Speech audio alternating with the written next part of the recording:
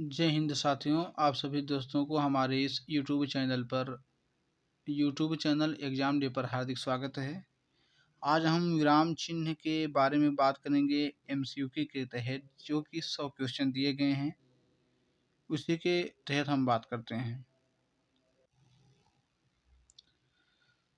पहला क्वेश्चन है, मुझे बाहर जाना है, रेखांकित चिन्ह को पहचानिए। ये कौन सा विराम है? तो इसको हम कहते हैं पूर्ण विराम। क्वेश्चन नंबर अगला है आपका, किसी पद या उपवाक्य आदि की विशेषता दिखाने के लिए शब्द के नीचे रेखा खींचते हैं, उसे कहते हैं। आपके उत्तर होंगे अधोरेख चिन्ह। जो रेखा खींचते हैं उसे अधोरेख चिन्ह कहते हैं। आपका अगला सवाल है कि दो समानार्थी शब्दों की पुनरुक्ति के बीच में किस विराम चिन्ह का प्रयोग होता है? दो समानार्थी हैं शब्दों के पुनरुक्ति के बीच में कौन से विराम चिन्ह का प्रयोग होगा? तो योजक, जो कि ये चिन्ह है, इसका प्रयोग होगा। अगला सवाल है, कोष्टांकित विराम चिन्ह का नाम क्या है? कोष्टांकित विराम चिन्ह का नाम क्या है? तो उसका नाम है अर्धविराम। अर्धविराम इस तरीके से विराम चिन्ह प्रयुक्त होता है तुल्यता सूचक। अगला सवाल है, किस वाक्य में विराम चिन्ह का उचित प्रयोग नहीं हुआ है? उचित प्रयोग नहीं हुआ है। तो मैं मनुष्य में मानवता देखना चाहती हूँ, उसे देवता बनाने की मेरी इच्छा नहीं। ये सही है।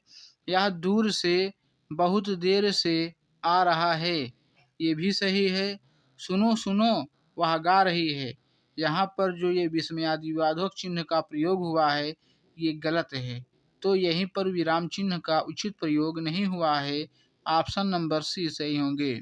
7 नंबर, डैश विराम चिन्ह का चिन्ह प्रयुक्त होता है, विवरण लाघव संयोजक, जिसे हम संयोजक कहते हैं। 8 नंबर, जहाँ वाक्य की गति अंतिम रूप ले ले, जहाँ वाक्य की गति अंतिम रूप ले ले और विचार के तार टूट जाएं, वहाँ किस चिन्ह का प्रयोग होता है? तो वहाँ पर पूर्ण विराम का प्रयोग होता है। अगला सवाल है आपका कि किसी की कही हुई बात को स्पष्ट करने के लिए वाक्य के अंत में किस चिन्ह का प्रयोग करते हैं? किसी की कही हुई बात को स्पष्ट करने के लिए वाक्य के अंत में किस चिन्ह का प्रयोग करते हैं? तो वह चिन्ह है हमारा विवरण का।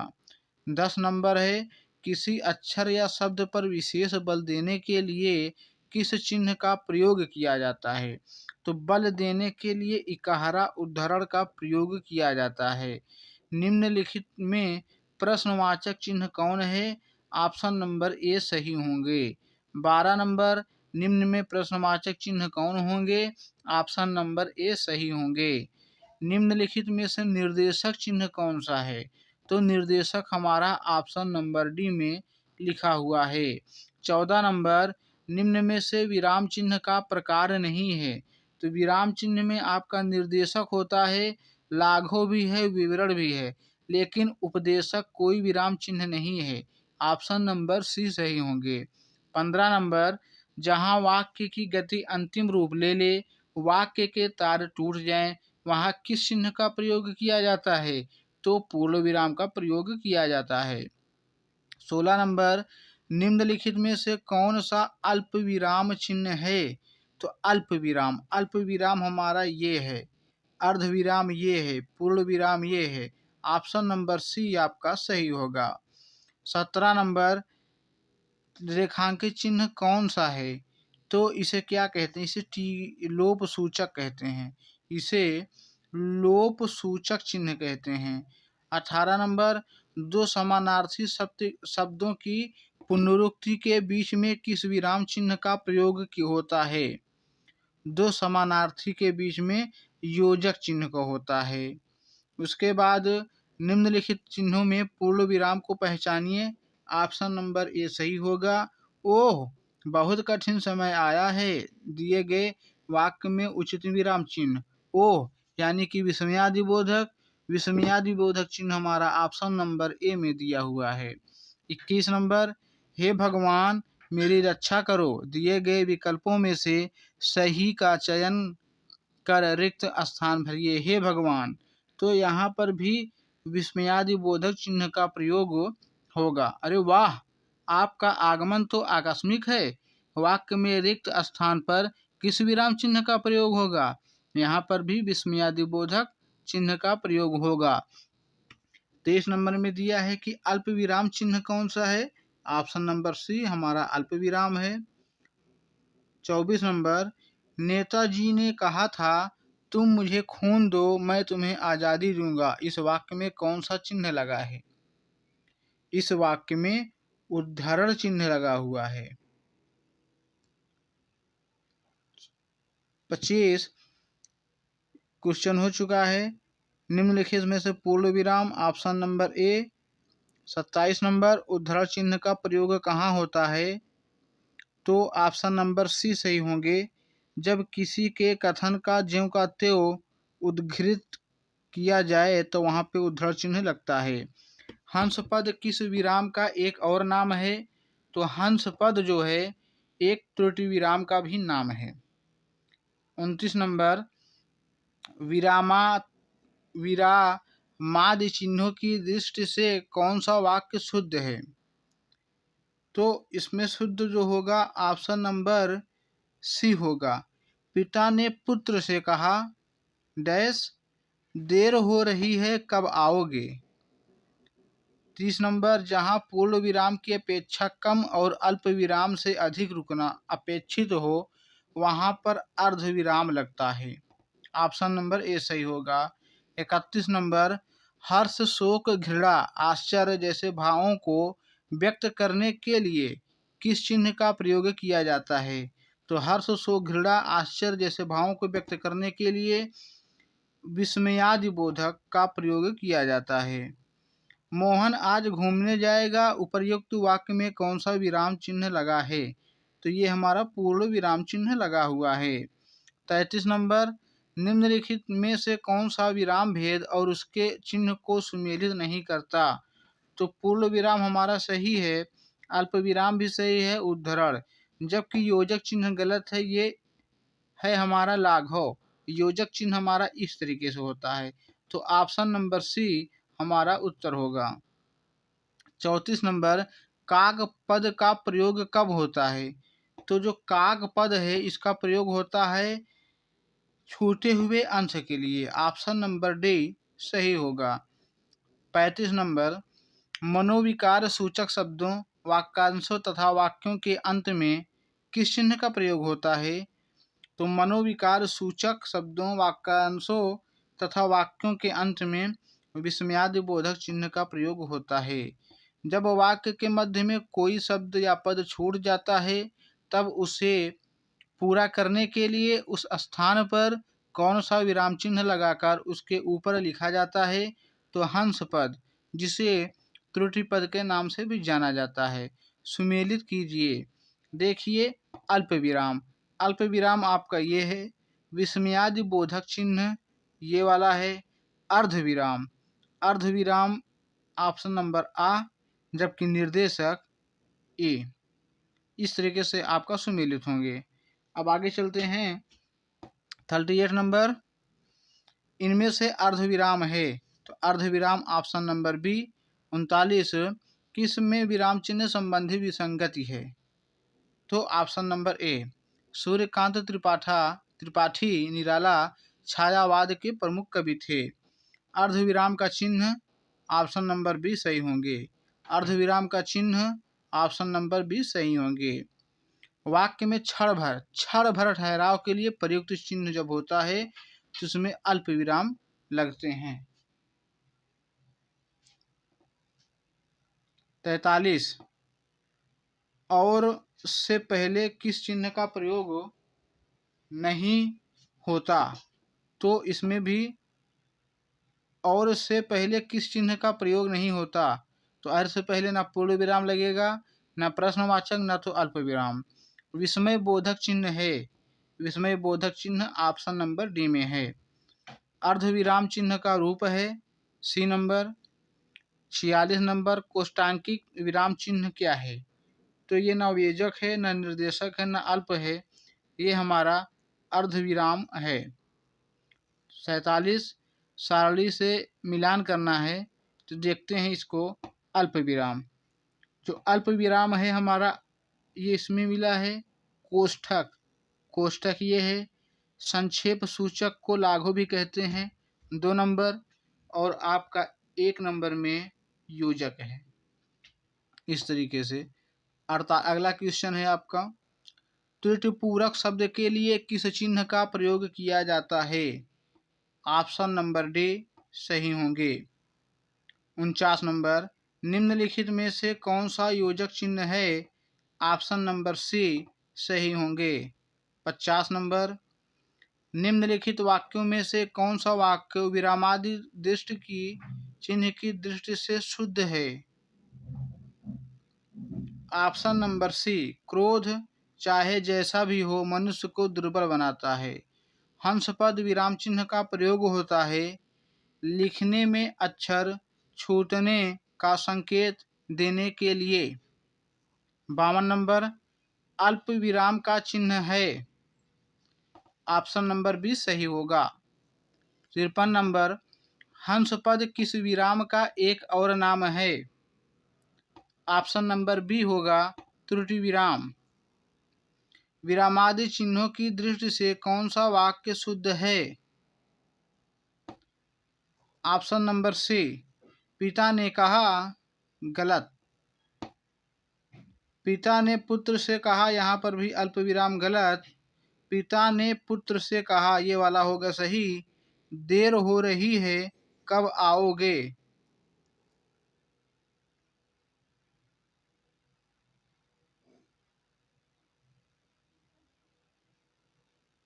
इसमें 2 क्वेश्चन दिए हैं, वहाँ पर इस तरीके से सही माना है, यहाँ पर इस तरीके से। इसको हम आगे देखते हैं, फिर ये बताएंगे। तो 55 नंबर, जहाँ पूर्ण विराम की अपेक्षा कम और अल्प विराम से अधिक रुकना अपेक्षित हो, वहाँ पर अर्ध विराम लगते हैं। हर्ष, शोक, घृणा, आश्चर्य जैसे भावों को व्यक्त करने के लिए विस्मयादि बोधक चिन्ह के प्रयोग किए जाते हैं। सुख दुख के बीच लगने वाला चिन्ह कहलाता है योजक चिन्ह। निम्नलिखित में से कौन सा अल्प विराम है? ऑप्शन नंबर सी हमारा अल्प विराम है। सुमेलित कीजिए। तो जो अल्प विराम है, अल्प विराम आ में मिलेगा विस्मयादि बोधक ई, अर्धविराम और निर्देशक। 60 नंबर, आकाश पाताल के बीच लगने वाला चिन्ह योजक कहलाता है। सुख दुख के बीच लगने वाला योजक चिन्ह अल्प विराम। Option number C. मनोविकार सूचक शब्दों, वाक्यांशों तथा वाक्यों के अंत में किस चिन्ह का प्रयोग होता है? तो विस्मयादि बोधक।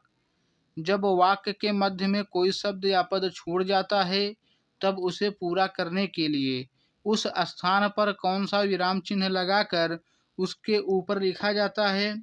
तो हंस पद है।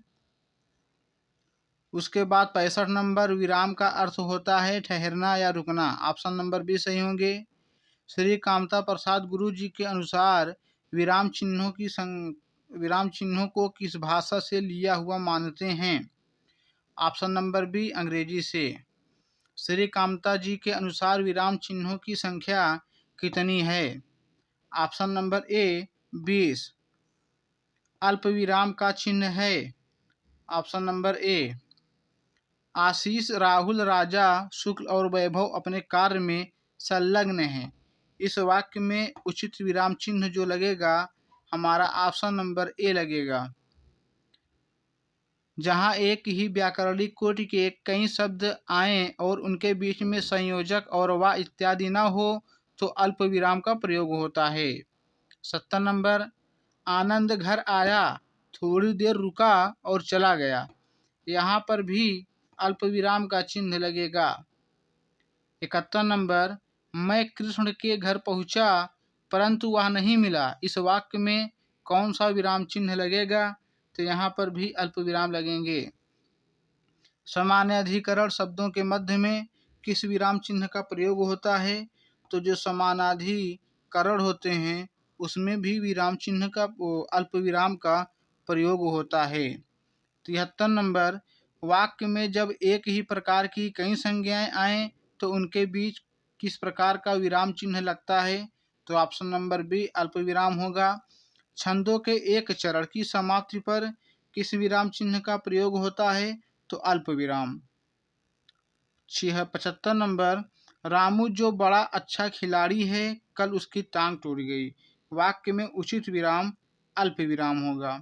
76 नंबर, जाना है तो जल्दी जाओ। वाक्य में उचित विराम, यहाँ पर भी अल्प विराम होंगे। माँ मेरा कल्याण करो। वाक्य में उचित विराम, तो यहाँ पर भी अल्प विराम होंगे। अल्प विराम का प्रयोग बहुत ज़्यादा किया जाता है। 78 नंबर, जब वाक्य में एक समान अधिकरण का प्रयोग होता है तो किस विराम चिन्ह का प्रयोग होता है? तो अर्ध विराम का प्रयोग होता है। जब एक समान अधिकरण का प्रयोग होता है तो वहां पर अर्ध विराम। मिश्रित तथा संयुक्त वाक्यों में विरोध का भाव प्रकट करने के लिए किस विराम चिन्ह का प्रयोग किया जाता है? तो अर्ध विराम। मिश्रित तथा संयुक्त वाक्यों में विरोध का भाव प्रकट करने के लिए अर्ध विराम। करणवाचक क्रिया विशेषण में किस प्रकार का विराम चिन्ह का प्रयोग होता है? करणवाचक क्रिया विशेषण में किस प्रकार का विराम चिन्ह का प्रयोग होता है? तो अर्धविराम। 81 नंबर, पूर्ण विराम का प्रयोग किया जाता है वाक्य के अंत में। 82 नंबर, किस वाक्य में पूर्ण विराम चिन्ह का प्रयोग नहीं किया गया है? तो वाक्य के अंत में किया जाता है, कहानी उपन्यास लिखने में किया जाता है, छंद के चरणों की समाप्ति पर। डी नंबर इनमें से कोई नहीं होगा। तुम कब आओगे इस वाक्य में उचित विराम का प्रयोग करें। तो यहाँ पर प्रश्न पूछा गया है, प्रश्नवाचक होगा। आहा तुम्हें पाकर कितना आनंद आ रहा है। वाक्य में उचित विराम आहा आया है तो यहाँ पर विस्मयादिबोधक होगा। कबीर वाड़ी के डिक्टेटर थे। इस वाक्य में किस विराम चिन्ह का प्रयोग हुआ है? तो यहाँ पर हुआ है उद्धरण, उद्धरण चिन्ह का। 86 नंबर, संयोजक चिन्ह को किस अन्य नाम से भी जानते हैं? तो संयोजक को सामासिक नाम से भी जानते हैं। 87 नंबर, भूल सुधारने अथवा किसी शब्द में किसी त्रुटि को सही दिखाने के लिए किस कोष्ठक का प्रयोग किया जाता है? तो वर्गाकार कोष्ठक का प्रयोग किया जाता है। 89, विवरण चिन्ह को पहचाने। तो विवरण चिन्ह जो है हमारा ऑप्शन नंबर बी में है। पुनरुक्ति या लाघव चिन्ह को पहचाने। लाघव चिन्ह और पुनरुक्ति ऑप्शन नंबर ए में है। पाद चिन्ह को श्री कामता प्रसाद गुरु जी ने किस नाम से अभिवाहित किया? तो श्री कामता प्रसाद गुरु ने इसे रेखा नाम से अभिवादित किया। हंस पद किस विराम का एक और नाम है? तो हंस पद को त्रुटि विराम के नाम से भी जानते हैं। हंस पद किस विराम का एक और नाम है? किस विराम का एक और नाम है? तो यहाँ पर त्रुटि विराम नहीं होगा, यहाँ पर होगा लोप विराम। तुल्यता सूचक चिन्ह को पहचाने। तुल्यता सूचक चिन्ह हमारा ये होगा, जैसे कि पाषाण को पत्थर, बिडौला माने इंद्र। पाद चिन्ह की पहचान करें। तो पाद चिन्ह हमारा ऑप्शन नंबर डी में है। समाप्ति सूचक चिन्ह की पहचान करें। ऑप्शन नंबर ए में है। किस शब्द में ए स्वर नहीं है? ए स्वर नहीं है वैदिक में। किसी बड़े अंश का संक्षिप्त रूप दर्शाने के लिए किस चिन्ह का प्रयोग किया जाता है? तो वह हमारा है लाघव चिन्ह का संक्षेप सूचक चिन्ह। लाघव चिन्ह का संक्षेप लाघव चिन्ह सूचक चिन्ह है।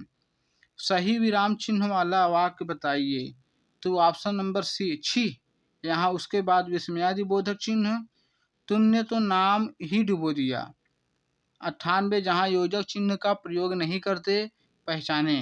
तो कर्मधारय समास से बने शब्दों में योजक चिन्ह का प्रयोग नहीं करते।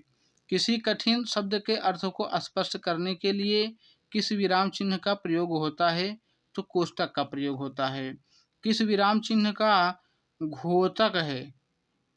कोष्ठक किस विराम चिन्ह का घोतक है? तो ये कोष्ठक चिन्ह है, इसको सभी जानते हैं। तो आज का सेशन यहाँ तक दोस्तों। फिर हम मिलते हैं कल अगली क्लास में। जय हिंद।